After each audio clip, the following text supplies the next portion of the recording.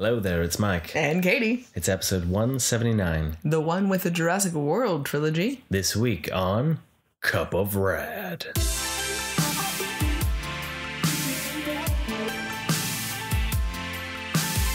Welcome back to the podcast, you scurvy sea dogs. Yar. Pirates, I like it. I don't know. You know, I had mentioned that Our Flag Means Death was finally renewed. Yes. It was like they held it for Pride Month. So I'm so excited. I'm very excited because I think that's going to be... It ended on such a cliffhanger that, right? You know, it needs at least one more season. Well, kind of related to that, but I saw that What We Do in Shadows is back next month as well. Yeah. And then it was also renewed for like 2 more seasons. Oh, wow. Yeah. Like Bring it all on. They got extra renewal. Bring on the weirdness. So, which is pretty exciting. Nice. So, but yes, The Flag Means Death. I love it. Yeah. Yeah. I love it so much. No, it's worth a view if you haven't already. One thing that did come out that He's gonna do it. News-wise, it's not confirmed, but it's in negotiations. I read today was that you don't see the fuming lines over my head. The new Joker film, Joker 2, with Joaquin Phoenix, will become a musical apparently in its sequel. So kudos on if that's true, being a brave departure from the first one. Indeed. And as we saw with the title, it had something to do with love, madness of 2 or something like that. All in French, so it's all lovey-dovey. Artsy and fancy. Yeah. So currently it looks like they're looking to cast Lady Gaga to play Harley Quinn. This is when I feel that moment of him like shoving the mic in my face and being like, so what do you think of this news? And I'm sorry, it's happening. What the fuck? That was my first, when I got the text from him, I'm like, what is this? She glazed over that text so much that I had to ask her about it later. And then I went back to myself. I was like, this. Yeah, I forgot about this. We talked on here about the Joker. I mean, it's not my favorite film, so I'm not like, woohoo, Joker 2. In general, like, it's not something I'm would say I'm looking forward to. But as you had said, kudos on the idea of the musical. I think it's being different, and like, that's awesome. I will always, that's cool to be a little bit in the weirdness category. I cannot foresee Lady Gaga as Harley Quinn, but I also don't view this Joker as the comic Joker. So I'm trying to tell myself that it's not the Joker. So this is also not Harley Quinn. Yeah. But so I guess it's just the idea of being some multiverse version. Yeah. So, I mean, I'm okay with her as an actress. Like, it's not Lady Gaga that's the problem. It's that combination. And I could eat my words and be like, wow, this is amazing, and see the design of it. I know it's not going to be anything that I would want for more of the lore wise, but it's like, we've already had so much of something that was completely retake on Harley Quinn. Like, there's going to be so much of a farther departure. So, well, yeah, especially because the Joker doesn't even look like the Joker. Exactly. So right? It's going to be Harley Quinn in name only, in my opinion. Yeah. And so, but there's songs. But there's going to be songs, and I don't know how that's going to work, because I would never associate those things all in one situation. Yeah. Like, I don't need... be the madness aspect.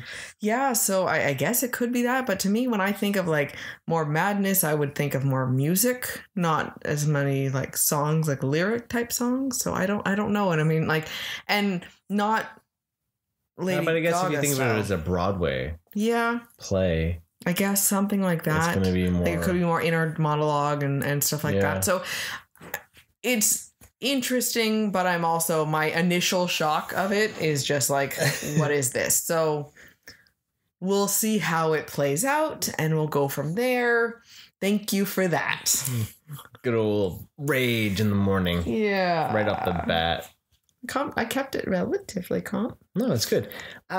We did get to actually check out Miss Marvel on Disney Plus. The first episode dropped. Yes. We were able to watch that. I was very excited to watch this. I really enjoyed the first episode. There was quite a few moments that took a bit of that youthful using the background that they've started doing a lot more for shows that are for teenage, right? Even like Spider-Verse kind of feel like, well, they use other elements. Like Suicide Squad even too had that. They use other elements to use where the texting and all that. It was really cool. So it went by really fast.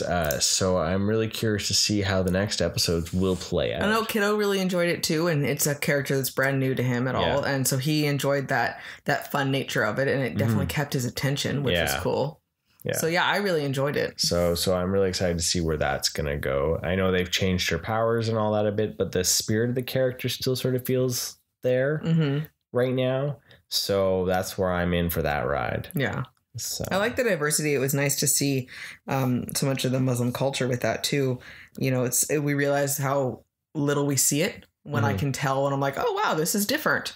Well, it shouldn't be different really, but it's good to see that they're adding that as if it should be just another type of family, you know. So that was really nice to see. So. And we've been watching The Boys. The Boys. Yeah, boys. You're ruining it. I am. You're just like I'm gonna throwing it down and stomping on it, ruining it. I'm trying to make everyone feel as cringe as Homelander makes you feel. Yeah, or like just how the show feels in general, because it's just so filthy and dirty. You know what?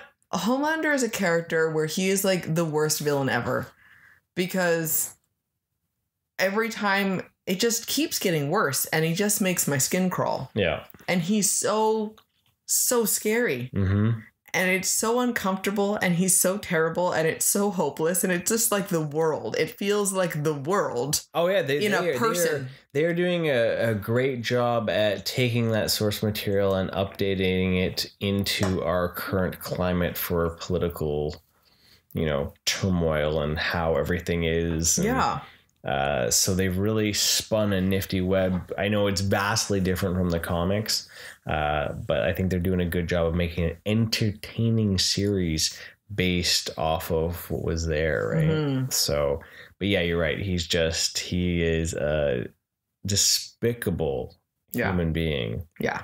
And it just keeps getting worse. And as I say, it reminds me of the world where just when you think it couldn't get any worse, but wait, there's more. We found a new low that you didn't even know was possible.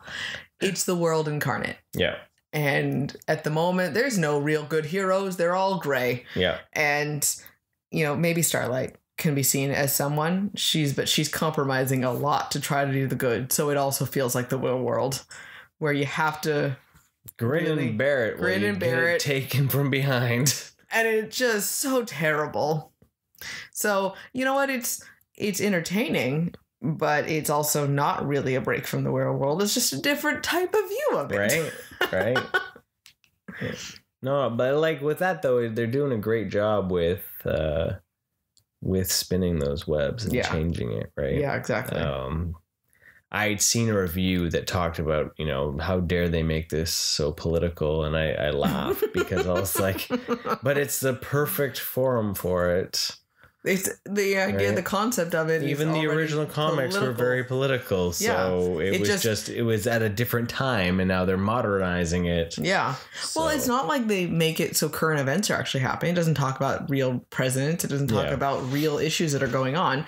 And if you see those parallels yourself, then you know that the world is on fire, just like in The Boys. So you're well aware of the issues that are already there, and they should be discussed in a different forum and make you think about it. Because if you look at that and you're like, wow, this is terrible, then maybe you should revisit your view on the world. Yeah. Totally.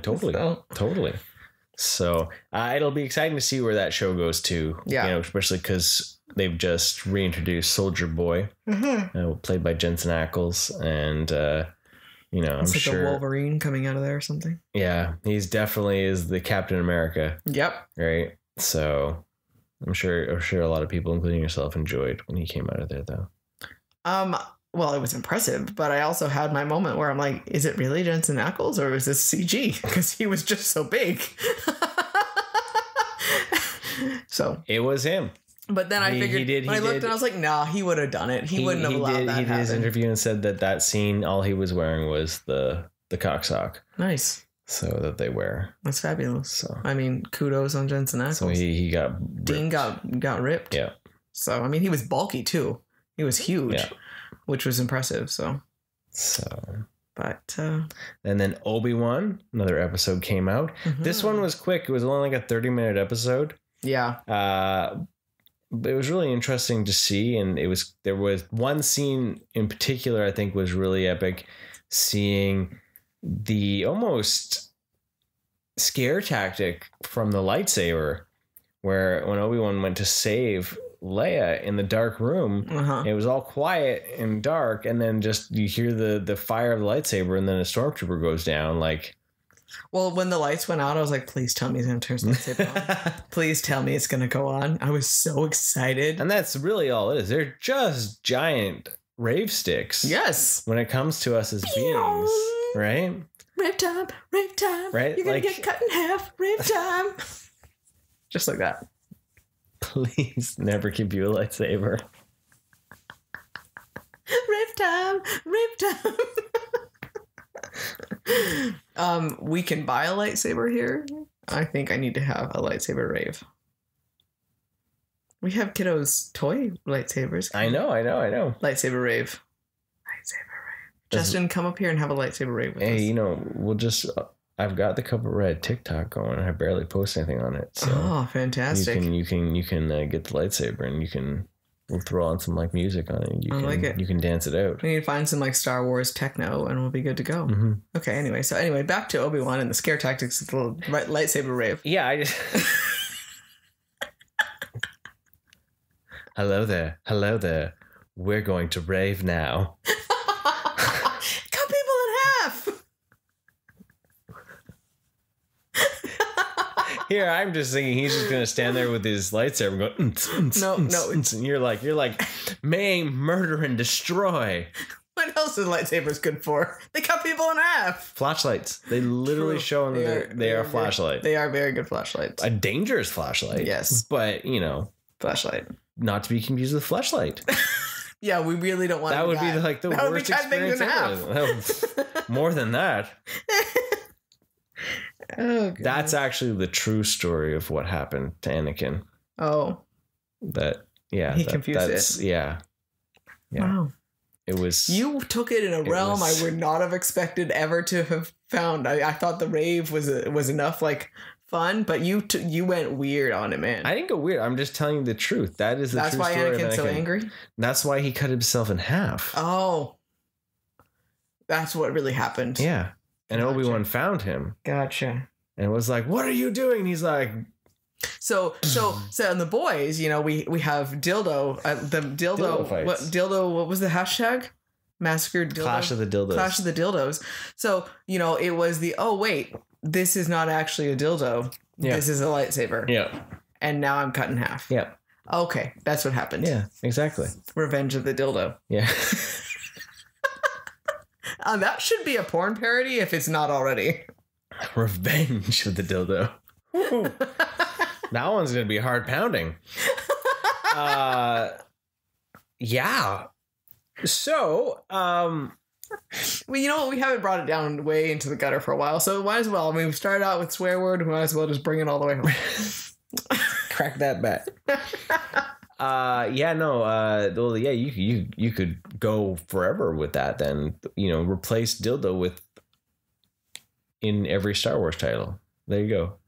So the Phantom Menace. Where are you going to put that? Well, I don't really want dildo menace. That's a scary thing. The Phantom dildo. Phantom dildo. I mean, okay, then that's it. I guess Phantom dildo would be like she thinks she's playing with it, but she's not. She's just missing it. Phantom dildo. Okay, well, then we have Attack of the Clones. What do we want? Attack of the Dildos? It's gonna have to be Attack of the Dildos. Dildo of the Clones? Yeah, because Dildo of the Clones doesn't make sense. It could. What if they were making it, passing around all those buckets. Attack of the Dildos. Okay. Just dildos raining everywhere. Okay. So you had revenge. I mean, these dildos are scary, man. Revenge. Revenge of the Dildos? Like, this is scary. These titles are scary. So then we have. Okay. We have a new dildo. A new.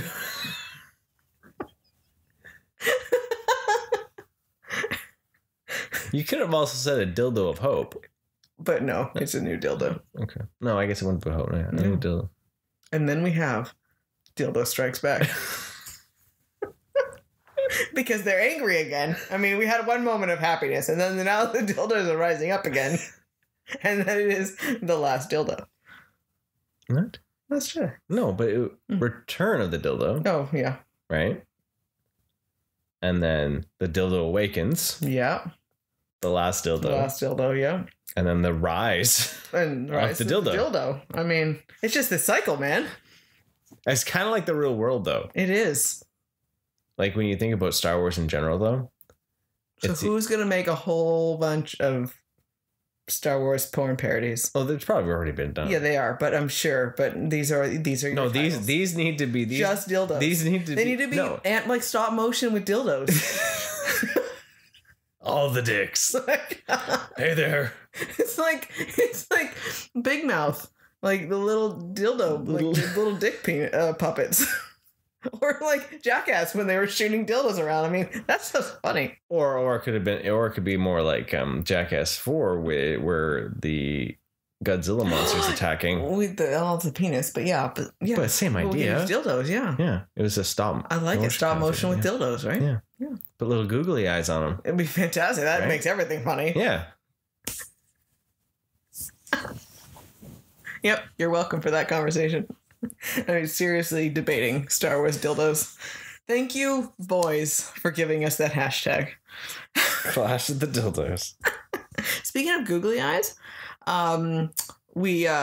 Mike has a new art project. We brush the cats, and we now have little tiny cat hair balls. They're all clean, nice, soft hair, but they're little tiny Thor and Valkyrie balls of fluff. And we're going to just keep adding to them and add googly eyes. You have animated googly eyes to it and make art. Yep. And the cats are slowly going to get fat. Yep. It's going to be fantastic. Yep. We're not bored. Because googly eyes make everything better. Yeah, little googly eyes. They make things fantastic.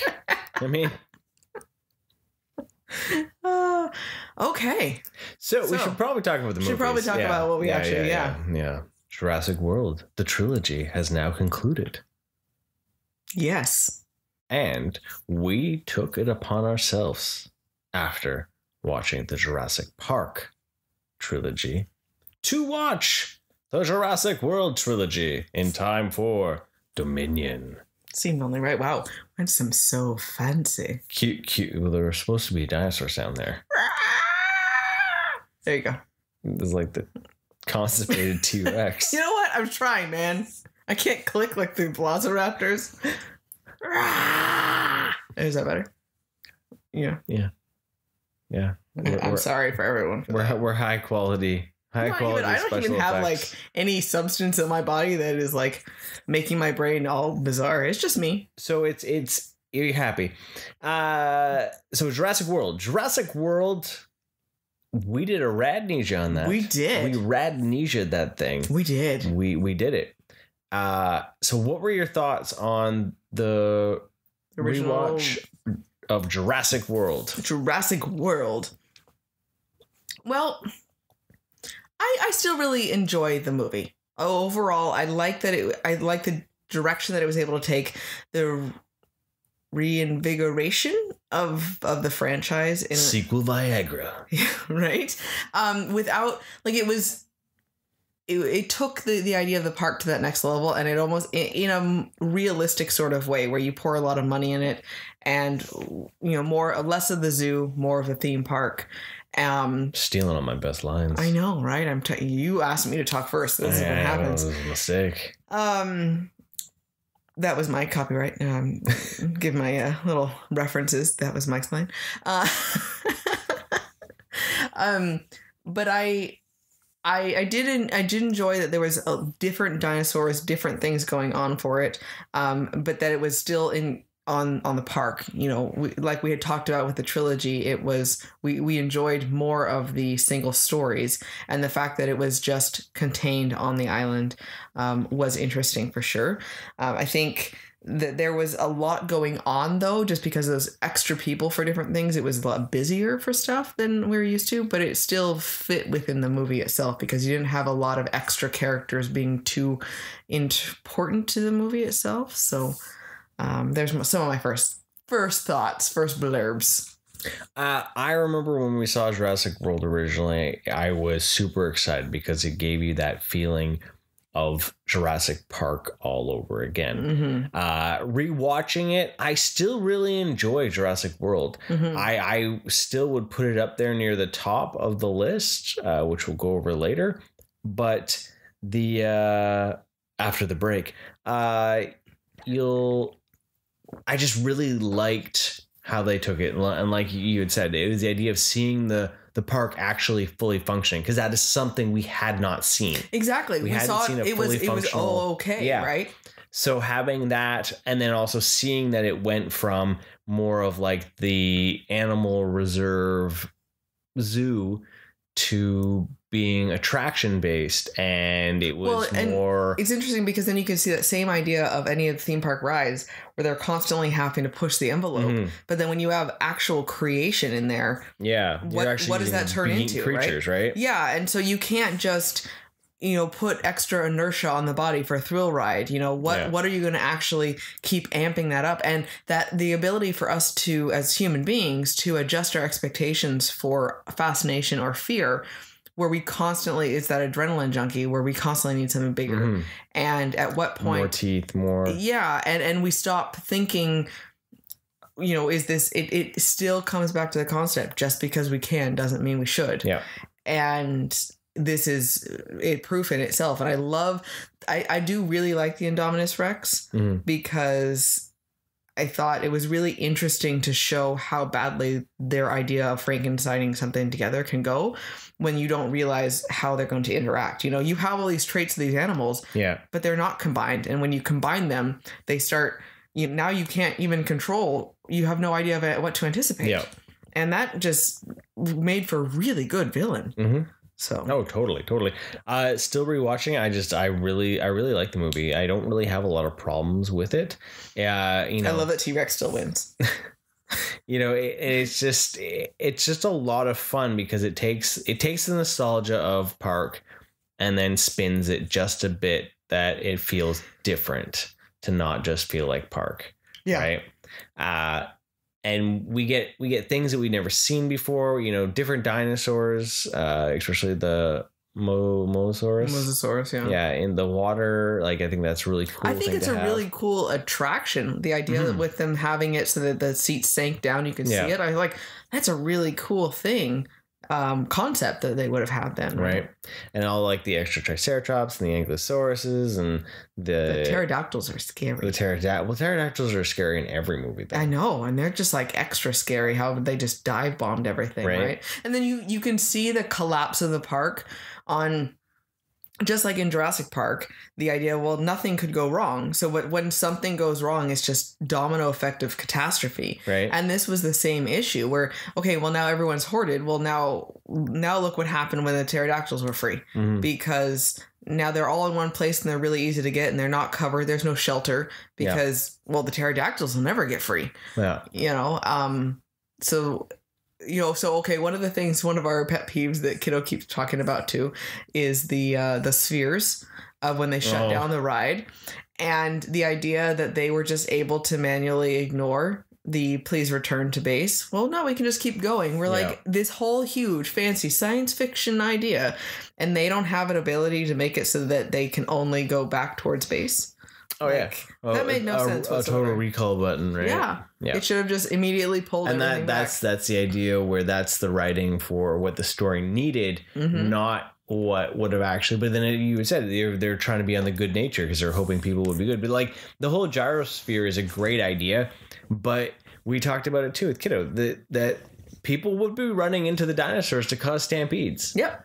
Like, they try to, they do something. right? Like, I do not put that much faith in humanity to have been like, we're going to peacefully drive around these things. No, they would try to herd them and try to like that. That's the most dangerous attraction at that park. Yep. For what humans could do to animals. Yeah, because there's no check and balance. There's, you wouldn't be able to really put a proximity alert around them, for something like that.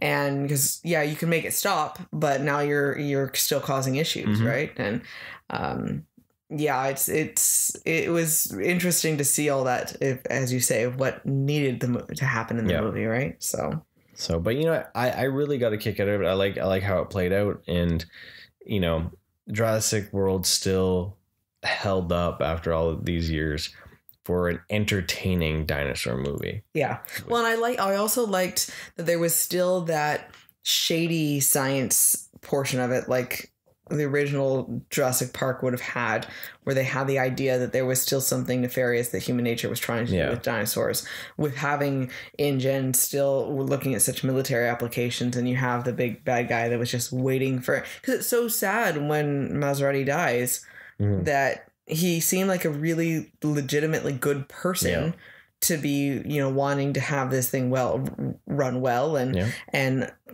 continuing the idea and the positive legacy that Hammond was leaving. Yeah.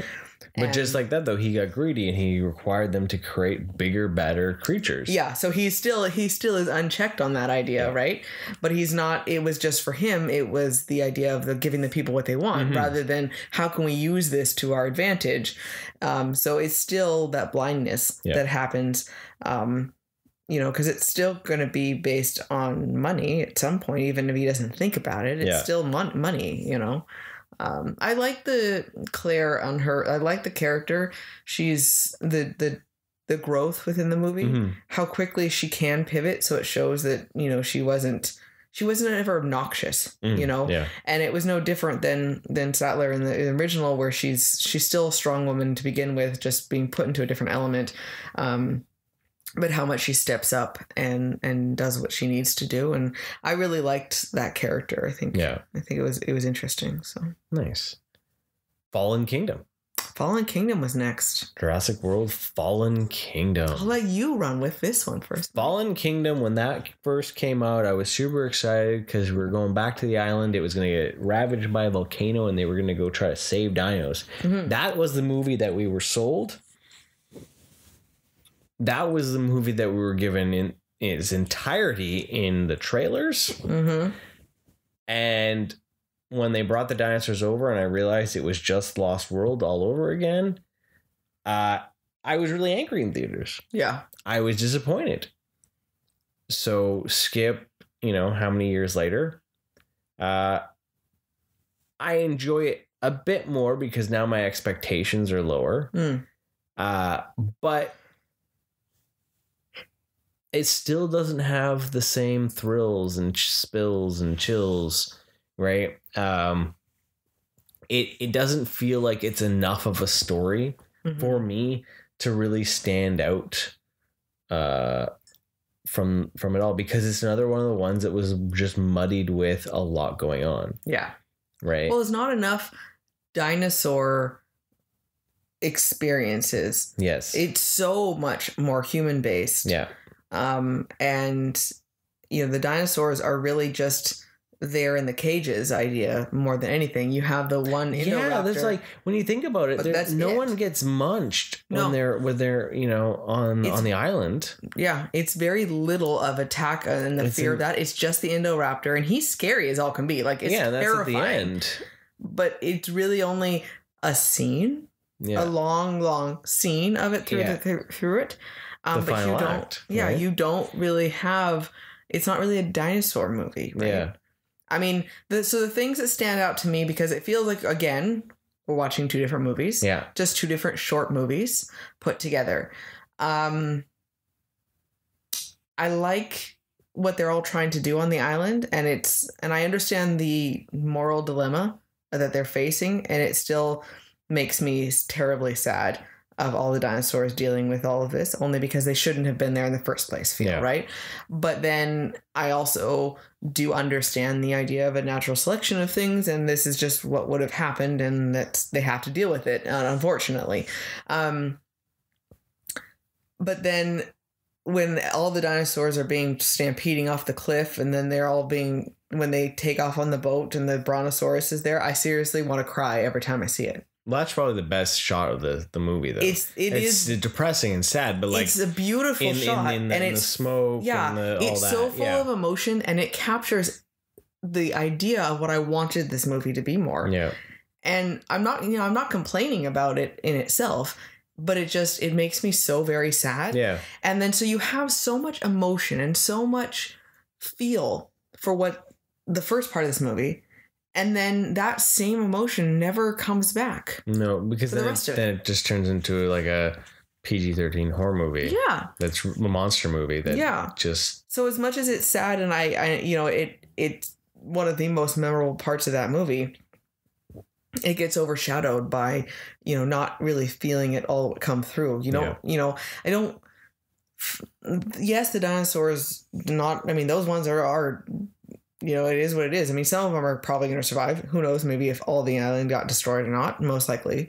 But, you don't really feel any of that redemption at all. And you don't really feel like the humans did much. Like it feels like it's not a finished, complete story. Yeah. Yeah. It comes across as almost more a bit of a hollow sequel. Yeah. Right. Of like, what can we do? And it is the idea where it is like the Lost World all over again. Mm-hmm. Go to the island, get dinosaurs, bring them back. They run amok. Yep. Right. That's sort of the exact so same. We thought we could control it. Everything would be fine. And it's not. Right. Yeah. So, I was still watching it. There was a few things, one thing that did bug me a bit is like that constant need to put Owen and Claire together. They're too different of beings. Yeah, they're too much of the opposite, and it's like they're trying really hard to force the opposite to attract. Yeah, and that's something that we'll talk about for the next one. Mm-hmm. That seemed like it didn't flow. Yeah, right. And that's in this one too. Like, yeah, they're thrust together because they need to work together. Mm-hmm. But like if they had such a horrible time between world and kingdom, why would they get back together? Yeah, right. Like, and it felt awkward in the world originally too. It was like it was just that physical lust feel, and that was it. Yeah, but Owen. She got stronger, and Owen almost, I don't want to say got weaker, but more docile about stuff. He didn't have that same cowboy feel. Yeah. Which isn't necessarily a bad thing by any means, but they definitely changed, and it's like you don't really know why. So. Yeah, right. So, Fallen Kingdom still just didn't really hit its mark for me. Yeah. Rewatching it. Well, so, I've always thought it was, the Maisie character was strange. Yeah. It didn't, okay, why could we, if there was no connection to Hammond with the idea of Lockwood, did it really need to be that way? I mean, they could have still been mounting a saver expedition regardless. He didn't have to know Hammond. He didn't need that connection. Yeah. He could have, or he could have been connected with him as a friend or something like that. He didn't need to be the estranged friend. So business partner. Yeah. So you don't need to because that was the whole point of Maisie around there and the idea of the clones. And I know that, she in the end is the one that actually saved them because it's that moral issue of, would we treat a human clone the same as we would treat an animal that shouldn't be there? Yeah. But to me, it's not just a clone issue. I mean, the dinosaurs are also an extinct species opposed to a human that is not extinct as a species. So there are other questions and dilemmas there for it. So I can kind of understand the point of it, but I don't feel like it really added a lot to the story other than just having someone to chase around. That's literally what it was. They needed a child to add those scares from the Indoraptor. Yeah. And it just felt hollow, you know, because it's like, yeah, I know we had a child from before, and I get that, but then why do we keep needing children to have? You know, they would be just as scary chasing an adult around. Because I think we expect there to be more violence with an adult versus like if kids are involved, there's only a certain level of violence. Maybe. Right. So I don't know. It just seemed like a weird shift. Or could have found a different, or it could have still been but actually be his granddaughter and not a clone. Yeah. Right. You know, maybe it was just that, because it's not like I cared for her more or less because of it. Right. You know, and that but then same maybe there's idea. People that were like, well, she's a clone, she can just die. And there's that same concept, though, that a child might be more willing to save the dinosaurs than an adult, because an adult can rationalize and make excuses as to, not excuses, I'm going to say legitimate concerns and critical thinking, where a child is just going to be like, they're magical, they're dinosaurs, and they would easily make the same choice. Yeah, you know, I'm pretty confident kiddo might. Yeah, you know, sure, free the dinosaurs. So, so yeah, it's, you know, I don't think it's kind of grown on me in some ways, but then others are still like really, really a problem. So yeah, that was Fallen Kingdom. All right, Jurassic World Dominion is the new one that just hit theaters. It's telling the story of that the world is full of dinos. Well, yeah, it's the fallout of Kingdom, and then them all being released, and they all spread out in their own separate ways. So we'll do a spoiler-free moment, and then we'll talk about things more in depth. Spoiler-free. So for me, I'm not disappointed we saw it in theaters. I felt like there was a decent amount of dinosaur action, and I enjoyed seeing the legacy characters come back for the nostalgia. But I'm not excited to watch it again anytime soon. It didn't leave me with the heck yeah, I need to watch this again feeling. It was, at the end of the day, it was a pretty generic sequel. Yeah. Right. Which didn't have a lot of stakes in it. So, you know, it would probably fall, like, if you were to do like a scale out of 10, like a 6. Okay. Yeah. Right. Where it's like but still positive, enjoyable, but like. Well, yeah, because I mean, one of my real benefits that I liked for it was that I felt like I was still surprised. I felt like the trailer did not ruin it for me. There was still lots of points of the movie that I was not anticipating. Unlike Kingdom. And I really and in a pleasant way, like it still gave me enough of the trailer to understand the gist of the movie opposed to Kingdom. But there was good plot holes that needed to be filled by watching the movie, or, you know, plot pieces. So I really did enjoy that there was surprises in the movie. Yeah.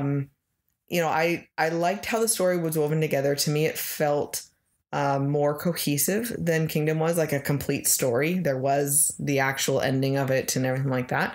But I would agree with you that I enjoyed it, but I am not running out and super pumped and excited, like, because we've recently had gone to movies where we just walk out and we're just like, oh my god, this was amazing. Like I can't say enough good things about it, and I'm excited already to turn around and watch it again. And this one, we kind of walked out, we're like, okay, we watched it, you know, definitely was cool. I did enjoy it more than Kingdom for sure. Oh yeah. It definitely felt like a dinosaur movie and not just a human movie with some dinosaurs. So there was that. It still had a lot going for it. And if you haven't seen it yet, I would still recommend it if you like the franchise at all. Yeah. I definitely suggest going and seeing it in theater, hands down. Yeah. It was worth seeing on the big screen. Like it did help for sure. Yeah. We unfortunately, this movie experience, I said after we watched, I was like, I miss COVID. I miss... You miss COVID restrictions and protocols. Yes, because there was a lot more people. The theater is getting busier each time we go to a movie. Yeah. And that is bringing back people that talk. That is bringing back people on their phones. So that's kind of... Well, yeah, you got the experience of someone next to you this time. with she was on her phone the whole time apparently. Yeah. So I was really tempted to say after the movie was like, I hope to hell you actually don't give your opinion about this movie because you watched like a quarter of it. So in reality, you're was she with someone? Yeah. Oh, okay. So right? she was they talked all the way through the trailers, through the entire trailers. I was like dreading. I thought I was gonna have to turn and tell them to shut up. Like I was like, oh god, it's gonna be one of those. I had a single guy by himself, couple next to me, so I was like, he was totally quiet. It was fantastic. But yeah, then yeah, she would every like the phone wasn't on so I could see it, but at the corner of my eye, it was like reach for the soda is, pick up, texting someone, put it down, and it was like that thud, like every 2 minutes, and I was like, if you can't keep that thing caged, like don't come, just don't come. Yeah. Well, like, then it's amazing how stuff like that will negatively impact, or when it's nice, positively impact the movie. I mean, there is something said about that too. Oh yeah, like I say, I'm missing those restrictions where you weren't allowed to have anyone near you. When we went and saw big blockbuster movies and it was like 12 people in the theater versus being crammed back in there. Yeah. Right? Because people do stupid shit. And then they complain about the movie. That's the worst part too, right? It's well, because she did when the movie's over, she had said to her friend, the movie didn't make sense. I'm surprised that you didn't say, well, you barely watched it. I mean, kudos on the cricket right there. Yeah, the cricket was like working overtime. You know, because that was on my tongue with a whip. It was like a lion Don't you tamer. do it! Don't you do it! So, anyways, there was your little bit of a break. Now we have to move on to some spoiler, more in-depth reviews. Dominion discussion. So if you're leaving us now, thank you for joining us. Yeah, have a good one. We'll see you next time. Lightyear next year, so get on that. Lightyear next weekend. Next year. Next year's a new year, man. Depending on what calendar you look at, it could be. It could be. So, spoilers, in-depth review. Yeah, okay, so the good, the bad, and the ugly. The good, we got a lot of cool dinosaur action in this one that we hadn't seen in some of the other movies. Mm-hmm.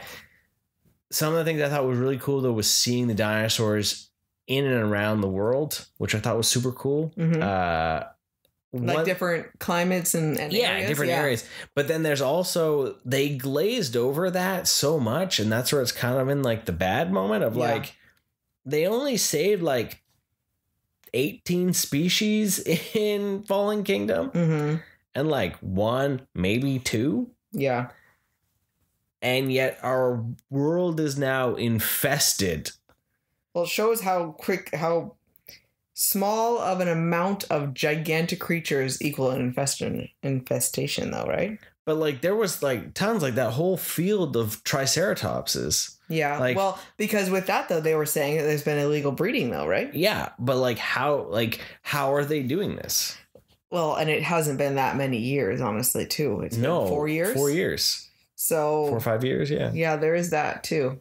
So there's definitely questions about right. All so that. there's that little moment there with that of like, yeah, this is cool, but like it almost needs a bigger time jump. It almost needed like a 10 or 20 year time jump almost. Yeah, to really explain to some of that. To feel how much there's fields of the duckbill ones roaming Nevada, and there's, even if it's illegal breeding, unless they're using some pretty skookum growth hormone, right? Like there was an entire field of triceratopses, right? And they brought 2 triceratopses over. Yeah. So, yeah, that's a good point. So you had mentioned about Owen and Claire. Yes. You feel like I feel the romance in this movie was very forced. Yes. And I was surprised when they were together. I was expecting them more to just be living together and possibly still flirting with that idea of being together, but not. I was actually surprised that they were even together at all. Like when she showed back up at the cabin, I was like, huh? And you know what? I thought in the trailer, Maisie and him were living there alone. And yeah. Because I'm thinking, why would she have gone out to the woods? So no, you're right. I did think that. And then it was well, no, they're actually like together. Yeah. They're not just like business relationship together. So it was surprising for sure. And it feels like they were different peoples. And I don't know if maybe they're trying to say that all these events, that her guilt has really weighed down on her. But I don't know. It's changed. There wasn't enough story there for the two of them to have felt that, right? Yeah. Like where it's like, here she is going out at night trying to save dinosaurs. Yeah. And he's just like, no, I don't want anything to do with them. He's being a cowboy. Yeah. Like kind of, yeah. So, well, and they don't, and you know what? It shows in apparently the PTSD of their shared experiences somehow that they can only relate to each other. I don't know. But no wonder Maisie is so pissed off at them. He's out riding his horse, chasing dinos down to save them. She's out burglarizing illegal dino farms. And Maisie's at home, twiddling her thumbs, bored as can be in a cabin that didn't even look like it had power. Yeah. Yeah, no, I agree. Where you step outside and you may or may not get attacked by a raptor. And then they come home and they're like, why'd you go into town? Why are you doing all this crazy shit? Why are you disobeying us? Because she wants to get away from the crazy, kidnapping that you have put her in. She's literally a prisoner. Yeah. And then you're getting mad at her. Yeah. It's like... Yeah, no. So let's continue on the Maisie train here. So we learned throughout the whole movie, of course, we learned a lot more about her history and the concept that she's more of not so much of a lab-grown clone, but an immaculate conception concept where her mom wanted to have a baby and just made one. Yeah. So it is a clone, but she's genetically modified. To be fixed of her. She was carried. And then she was actually born, and then, genetically fixed to remove the disease that her mom had, right? That they never explained what the disease was. They didn't explain what it was, because there's lots of genetic diseases, obviously. So we're kind of confused on the plot lines for everything. This is where it gets muddy. It gets muddy because they really made it so that her mom was apparently integral in when Jurassic Park farther on. She was this young child growing up in the labs in the 80s. So apparently Macy's age, Lockwood and Hammond were around from the very beginning. So this was before Jurassic Park was there. So we don't have the mention of Lockwood in anything beforehand, except for in Fallen Kingdom. And then, in Fallen Kingdom, they say that basically Maisie's creation was the reason why Hammond and him fell apart. Yep. But in Dominion, they say that Maisie wasn't born until 2 years after Hammond died. Yep. So it can't be Maisie that drove them apart. Yeah. So, is it just the concept of what his daughter was trying to research that drove Hammond apart? It feels like their relationship should have been broken way before Jurassic Park even opened. Yeah. And that would explain more of them being so separate from things. So the timeline definitely does not make sense when you think about it. Well, especially because her mom was alive when and knew Statler too. Statler, right? Yeah. They're making all these connection points, but then they're also struggling to connect it to their other. So my thought was that her mom was actually a clone, and that Maisie was then the clone of a clone, and the reason why she needed to be fixed was the clone wasn't perfect and was degenerating. So then she had to be fixed. That would then make sense. Yeah, and I think that's cool. That's a cool theory. Because when did it have been amazing if whatever mom's name was, I can't remember what it was now. I can't remember. Charlotte, yeah. If she died at Jurassic Park, which pissed Lockwood off, and so he then used the thing to create a new Charlotte. Yeah. That would have made sense why they would have broken apart. Yeah. Because it's we have this technology, so I deserve to have her back. And like I think that's a more interesting concept. So that's where our fan theory is on that one. That makes me more feel sense. better. And because we realized it afterwards, we're talking, we're like, wait a second, there is an actual plot hole in this that they have created themselves. And I don't know if it's them trying to correct course. You know, was it the idea that they wanted Maisie to believe that she was, like, I don't know what the purpose was. They were trying to humanize Maisie. Yeah. To make it seem better that she was actually going to stick around, I think. Yeah, that she's not just a clone for something, but there's more meaning to her and more depth. She needed, because right now she was just an angry teenager, and to give her more of an experience for something, right? So, so now on bringing Grant and Ellie back, I love those characters, and it was fun to see them back, and the nostalgia and Malcolm and everything like that. Like, that was really cool.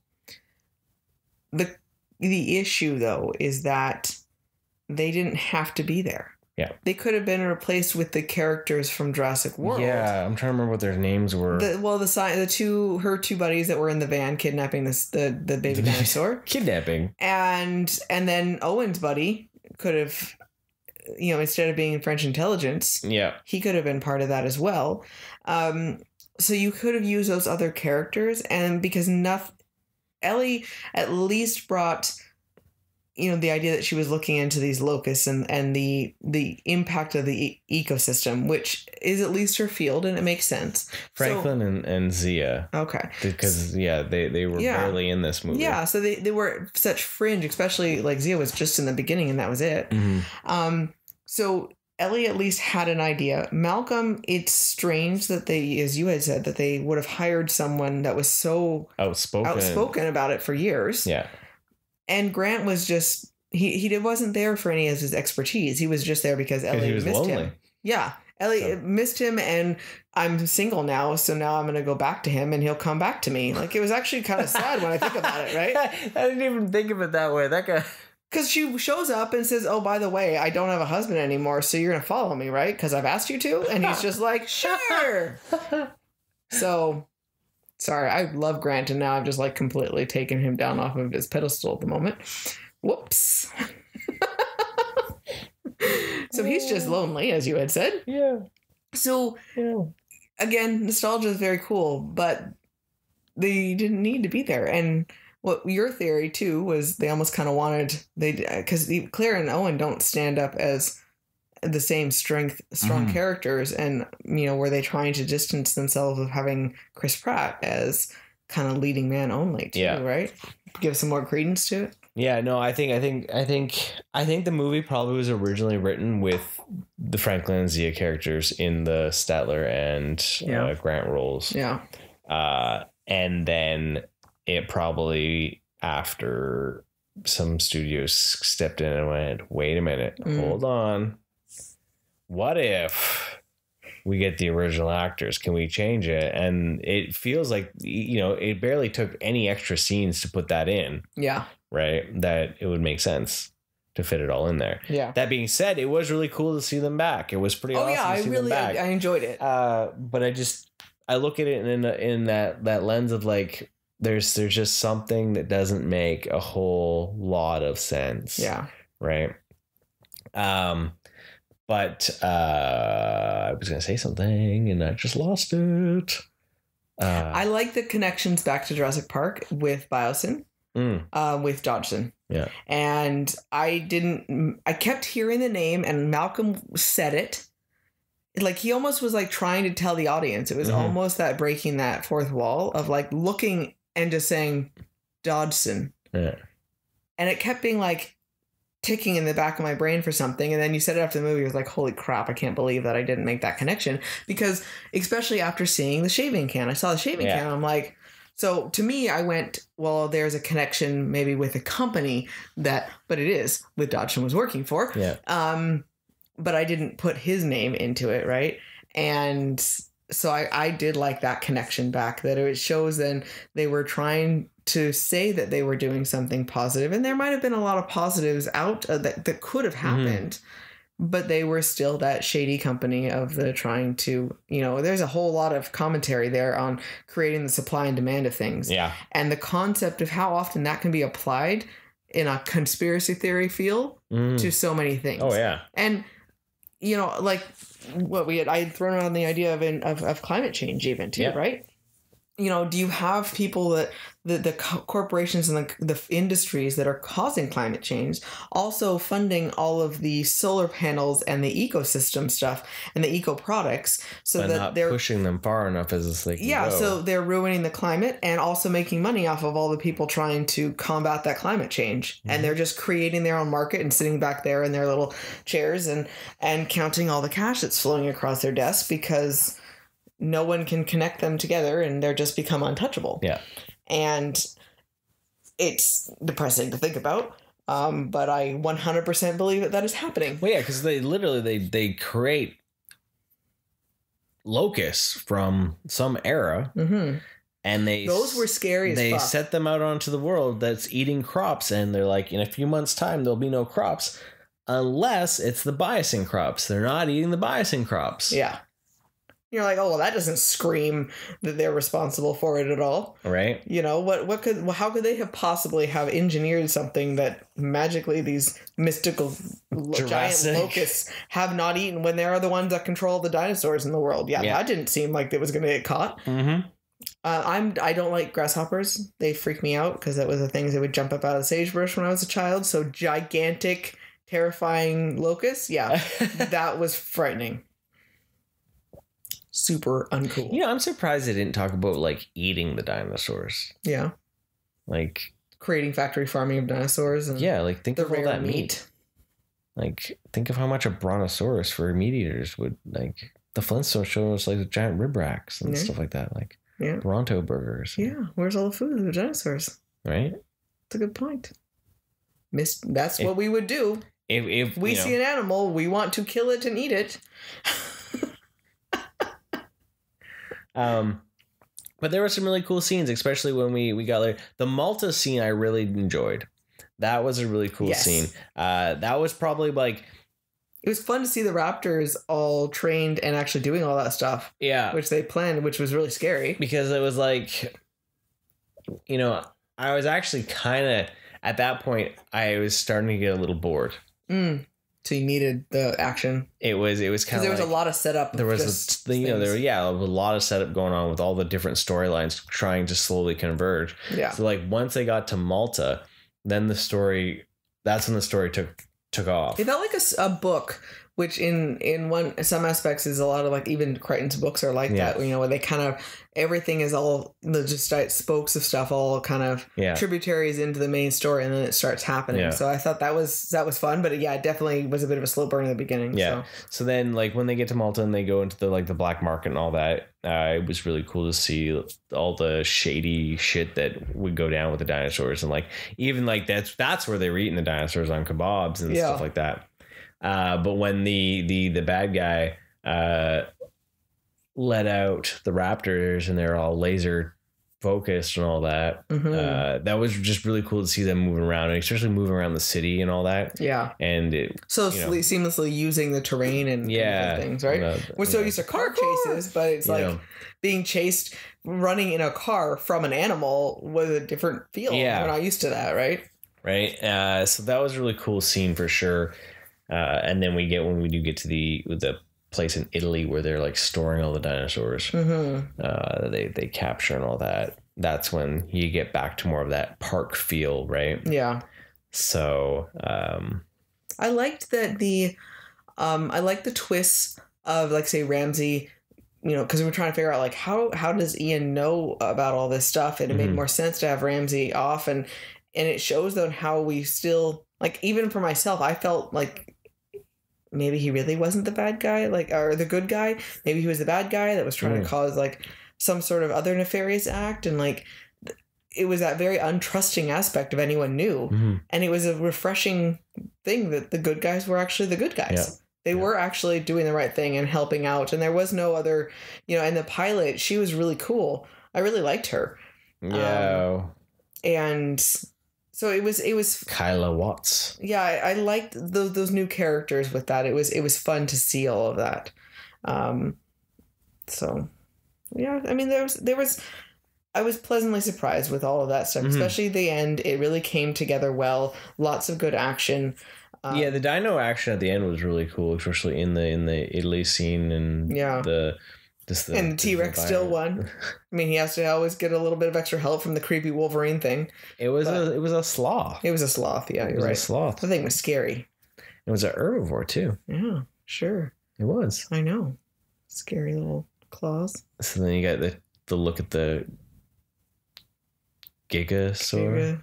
Something like that. Gigasaurus. Yeah. Something. The biggest one. Yeah. And that's a real dinosaur, actually. Yeah. That thing was scary. For sure. Yeah. But I was like, it's starting to fight. I was like, they can't kill T-Rex off. They just can't do it.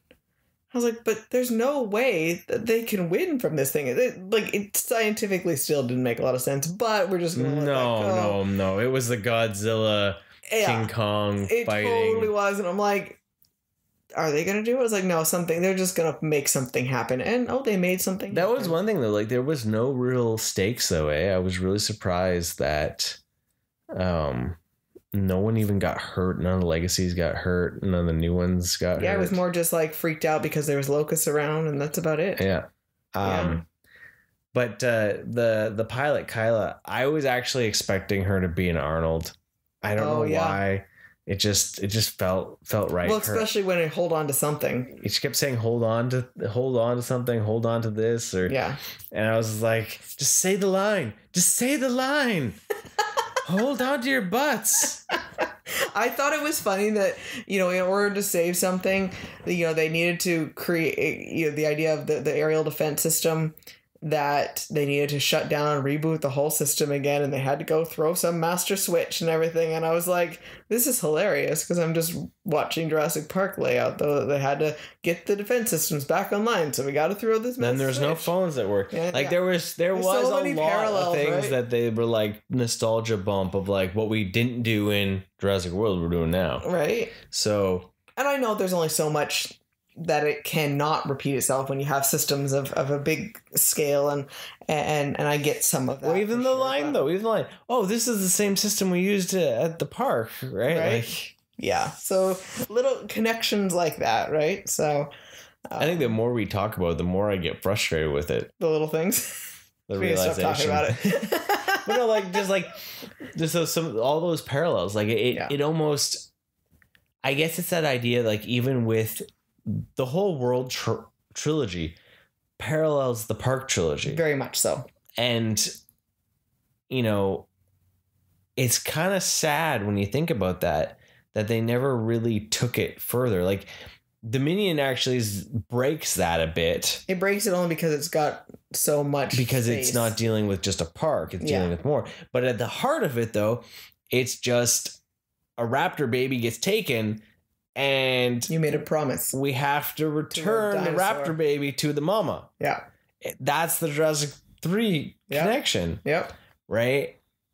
So it's just kind of weird to think of that. Like, I did like at the end, the whole felt like a documentary monologue about the idea of living together with the dinosaurs. I did like the way it started, where it was like a news article giving us an update on everything, because then it was a quick, easy way to see the world now. Yeah. And it felt like we were watching it was the now then YouTube video style, right? And then have the end talking about showing the different pictures of the animals living together, and that other animals can work and coexist, and we need to do the same thing. And I did like that little.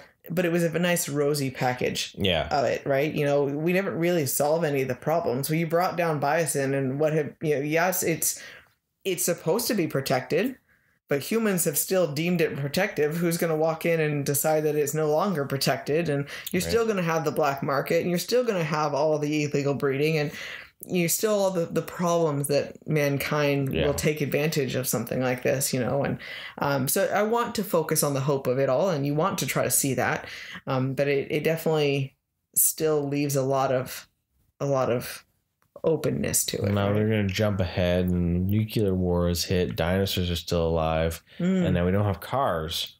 So we're dino riders. Yes.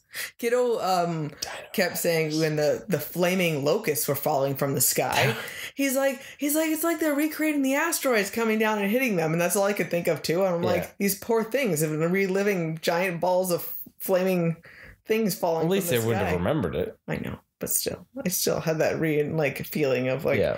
And then, okay, so how now the forest is burning. So here they all this, magma from before, and now this sanctuary's on fire, and all I could just was crying about the dinosaurs. Yeah. Scary ass locusts. Flaming locusts. Things were scary. Well, yeah, it showed how indestructible they were. Right? It's interesting they gave Wu a redemption arc. Oh, yes. The fact that made me so warm-hearted. Yeah, it was nice. It was just, but he was portrayed so evil, right? And then the Camp Cretaceous stuff, he's uber evil, hardcore, right? Worse than he is in the live action stuff, right? So then for him to have just completely broken, that was one thing I, watching Fallen Kingdom, realizing that as much as he was still doing bad things, he actually was trying to stand up. About his creations. We did it poorly, but trying to stand up about the Indoraptor, the reason why it's not working is it needs an imprint, it needs a mother. We can't rush this, we can't do this. He was trying to say some of that stuff. So if I ignore the Camp Cretaceous stuff, he wasn't being terribly evil. He was just doing what he was told, and which isn't okay when you have that ability and you have people throwing money at you. You're still, questioning on ethics. But I think a lot of scientists unfortunately do that. But he was trying. So when he did have this redemption for it, I think he finally, because what I thought was interesting with Ian saying that the little seminar thing he was giving was that we don't believe any of these bad things can happen. So therefore we're surprised when they do. Yeah. Because we constantly just try to fool ourselves that they're never a possibility. And I think as much as, obviously bad things have happened and the animals and everything, but I think Wu was able to say, well, he would rationalize it, that it was contained in a certain area, or this shouldn't have happened, or, he found ways to absolve himself of the responsibility. Yeah. And I think when he saw what was happening with the locusts, that was happening so quickly, and it was going to have such a astronomical, completely global detrimental effect. I think that was finally his breaking point, where it was the whole shit. This is the thing that they kept telling us was going to happen has finally happened. Yeah, I finally have hit that finally created bottom. Something that could destroy humanity. Yeah, and so I think it was scary to see that, but that was the finally hit that point, and I need to fix this. Yeah, and so that was interesting. And I don't know if maybe also too seeing the reality of Maisie and then of Blue's baby or Beta there, seeing all of that the positives and the miracles that nature can show, then the near impossible, that reminder that what we don't think is going to happen could happen. Yeah. Maybe he was humbled finally by nature. That's and the most chaos, likely right? what it is that fact of it, right? Yeah. So that was interesting. So rating time. I don't like these ones. I didn't think about it ahead of time. Go ahead. So I would put Jurassic Park whole is still saga. It's Jurassic Park, Jurassic World, and I know people are gonna just cringe when I say Jurassic Park 3 up there. I know, I know it, but there's something very simplistic and fun about that movie. Yeah, that it's just a dinosaur tale. Yeah, it's a survival dinosaur tale, and I love that. I think our lists are gonna be the same. Dominion. Lost World, and then Fallen Kingdom. Yeah. That is my list. I do agree with you on that. Depending on my mood, possibly switching 3 and Dominion around. Yeah. But I do still like the simplicity, and I like the jungle nature and the survival aspect of the original trilogy stuff. So seeing Jurassic Park 3 over Dominion, which is a much more complicated story. I want something simple. I want the scary and the survival aspect, and we don't have to think about the big, huge, grand problems. Yeah. That Dominion brings in. There's existential questions that are asked from that. And at the same time, the Lost World, it could creep up once in a while because like the beginning of it is so good. Yeah. Right. Oh yeah. It's just that final act that really kind of kills that one for me. Yeah. So it would be interesting, of course, to watch Dominion again to see if it still stays up there, or if, because as I say, like, or will we find new things like, because like the more we talked about it, then I was starting to like, well, crap, maybe it is actually after the Lost World, because right, but then there are some of those really cool new CG dino moments that just made it look and feel amazeballs. Yeah. So I think for me, if I'm going to rewatch, I guess I've seen Lost World so many times, so it's hard to really say I would be willing to watch Dominion more than that. But Lost World just seems so very long and drawn out in those, I expressed how irritated I was with that trailer scene. Things like that, where they're just really long individual scenes. But I'd be curious to watch Dominion again and see if any of those parts where I'm just like, oh my God, why don't you stop? When I already know what's happening or going to happen, are some of those scenes going to be way too drawn out? Yeah. There is a possibility. Yeah. Right? So. Because at the end of it, though, you were dealing with having 3, 6, 7 characters trying to get away from one dinosaur. Yeah.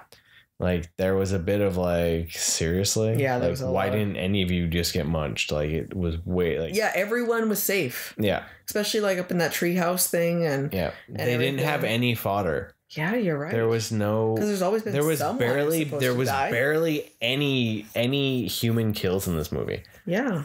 Dodson at the end. Yeah. By Dilophosaurus, which But he was the only bad guy, because no one else in the whole company looked as a bad guy. Ramsey was good. Yeah. And we didn't even get rando. We didn't even get unidentified dino carnage. What happened to Santos? The lady. She just disappeared. Yeah, see?